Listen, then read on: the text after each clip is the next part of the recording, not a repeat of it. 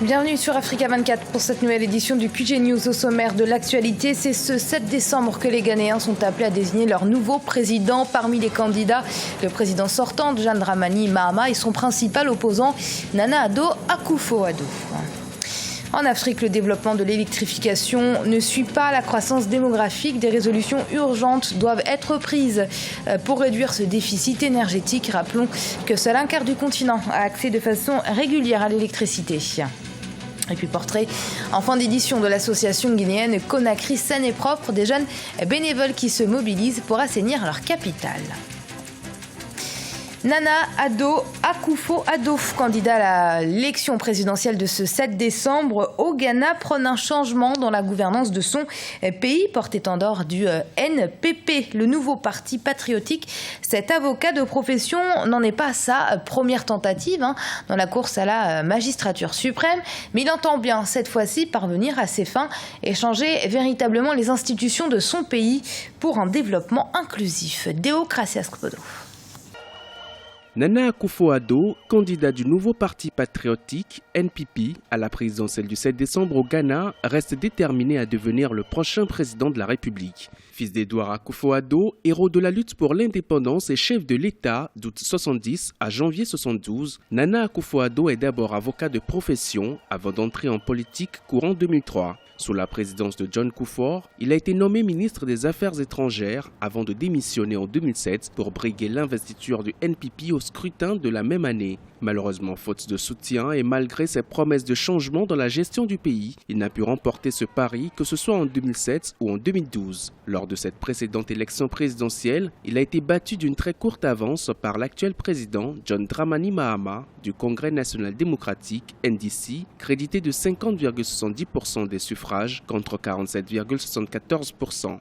You have a group of people who have a plan and a philosophy of economic development. Nous avons un groupe de personnes qui ont une autre vision du développement économique. Leur mission, c'est d'aller à l'encontre des projets. Ils ont peu de dignité pour soutenir les efforts et leur seul but est de s'enrichir avec les fonds publics. C'est ce que nous connaissons depuis ces 6 dernières années.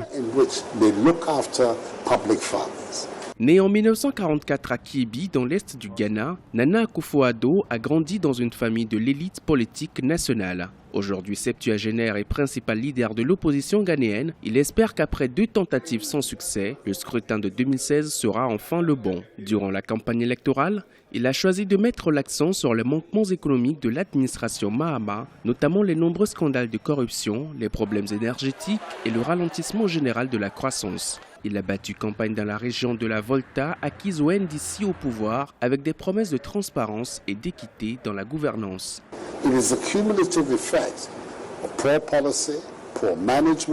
C'est un ensemble de facteurs dont le manque de contrôle et de gestion dans les affaires de l'État qui ont conduit à cette situation. Durant les 5 dernières années, notre économie n'a cessé de régresser. Le président sortant regarde le pays depuis là-haut. Il bat campagne depuis un hélicoptère. Moi, je parcours le pays par la route et je vois les choses que je déplore aujourd'hui. En 2012, Nana Akufo-Addo avait contesté les résultats de la présidentielle devant la Cour suprême du pays, qui a finalement validé la victoire du président actuel, John Dramani Mahama. Cette fois-ci, il promet accepter le verdict des urnes, même en cas de défaite, pour ne pas exacerber les tensions et les violences dans un pays qui est considéré comme un exemple de démocratie en Afrique. Ce 29 novembre, cela faisait précisément 1 an que le président Roch-Marc Christian Kaboré était élu à la tête du Burkina Faso. Et que ce soit au plan économique, social ou encore politique, la majorité estime que le bilan de ces 12 premiers mois est très satisfaisant. C'est un tout autre son de cloche du côté de l'opposition. Reportage Jean-Paul Ouedraogo, notre correspondant au Burkina Faso. 1 an après son investiture, le 29 novembre 2015, le président Roch Kaboré reste inébranlable, n'en déplaise à la critique et aux contradicteurs de l'opposition. Ces propos sont du docteur Salifou Diallo, président par intérim du parti au pouvoir, le Mouvement du Peuple pour le Progrès, qui au cours d'une conférence tenue le samedi 3 décembre, répondait aux préoccupations à lui poser par les hommes de médias. Une conférence faisant office de bilan de l'action de l'exécutif vue par les partis alliés. Je crois qu'il faut être objectif. Le président Roch Kaboré a été élu par la majorité des Burkinabés et je peux vous confirmer que la majorité des Burkinabés continue de lui faire confiance et de porter l'espoir en lui, à travers lui. Ce n'est pas parce que ceux qui ont perdu les élections écrivent 2 ou 3 lignes qu'il y a une ambiance morose dans l'ensemble du pays.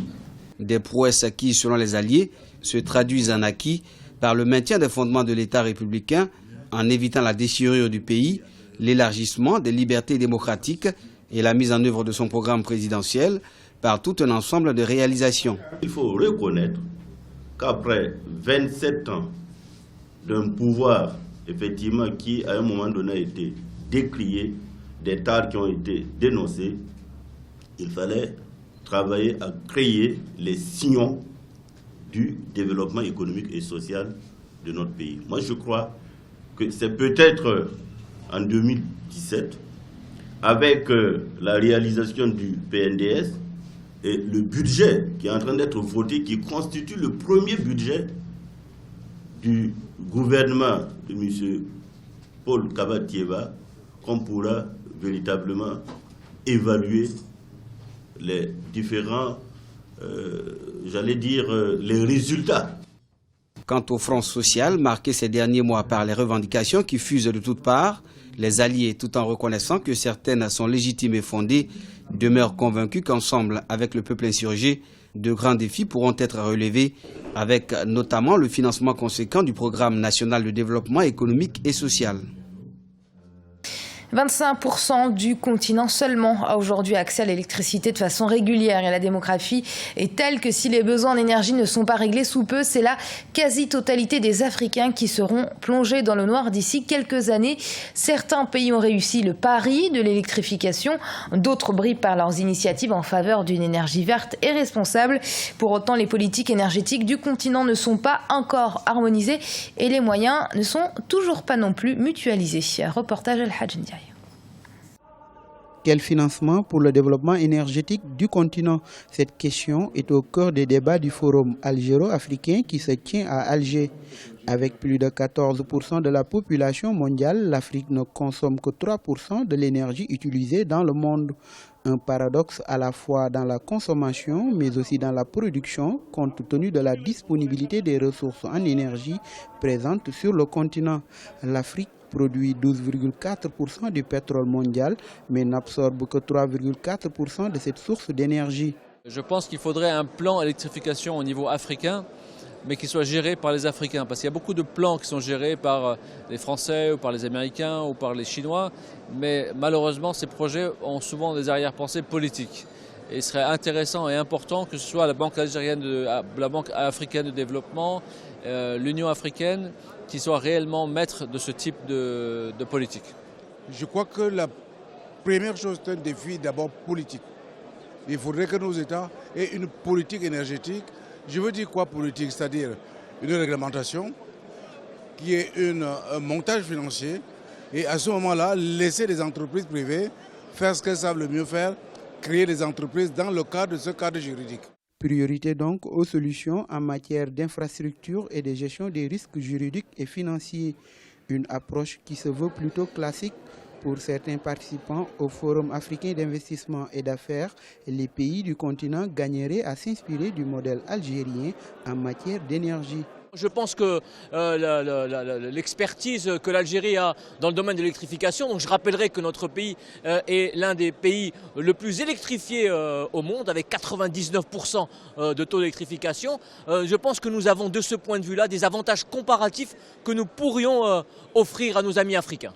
D'après les initiateurs de ce grand rendez-vous économique et financier, l'organisation de cette édition vise à trouver des solutions pour assurer la souveraineté énergétique du continent. Les chiffres sont édifiants, 60% de la population africaine n'a pas accès à l'électricité et le continent perd environ 4% de son PIB annuel en raison du manque d'énergie. La jeunesse guinéenne déterminée à prendre ses responsabilités. Preuve en est avec cette association qui mène une campagne d'assainissement. Elle se nomme Conakry, saine et propre. Il s'agit de jeunes bénévoles qui s'activent dans le cadre de cette association à rendre la capitale comme neuve. Reportage Emmanuel Minimono. Ils ont décidé de marquer leur participation en posant des actes de citoyenneté à travers la capitale guinéenne. Conakry Saine et Propre est une structure de jeunes volontaires, bénévoles et désireux d'apporter leur partition à l'effort de lutte contre l'insalubrité. Chaque week-end, ils se retrouvent à un endroit bien précis, objectif, assainir et débarrasser les ordures. Nous donnons le temps en fait aux autres, nous leur demandons de venir faire comme nous et ensuite nous les appelons, c'est juste un appel en fait. On leur demande, on va vers eux, on leur explique que nous ne sommes pas d'ici mais nous sommes venus nettoyer parce que nous pensons qu'il faut que ce soit nettoyé. Ensuite à eux maintenant de s'occuper de ce qu'il faut faire et refaire la même chose au fur et à mesure. Cette action vise non seulement à donner une meilleure image à la capitale guinéenne, mais constitue surtout une occasion de rencontre entre jeunes du pays. Ici, toutes les barrières sont brisées et les sujets de développement du pays sont les plus abordés. Ils travaillent, échangent et débattent autour des thèmes constructifs pour la jeunesse. C'est un grand travail derrière et Conakry Saine et Propre, on veut relever ce défi en fait de sensibilisation, de communication et justement de prise de responsabilité au niveau de l'État, au niveau des entreprises et au niveau des citoyens. Conakry est connu pour son insalubrité depuis quelques années. À travers l'initiative Conakry Saine et Propre, le but est d'appuyer les autorités publiques dans cet effort d'assainissement. Elle dénote surtout de la volonté de ses initiateurs de montrer le désir et la capacité de participation des jeunes au développement socio-économique du pays. Ce journal a été réalisé par l'ensemble de la rédaction. Merci de l'avoir suivi. Restez sur Africa 24. Dans un instant, une nouvelle édition de l'information.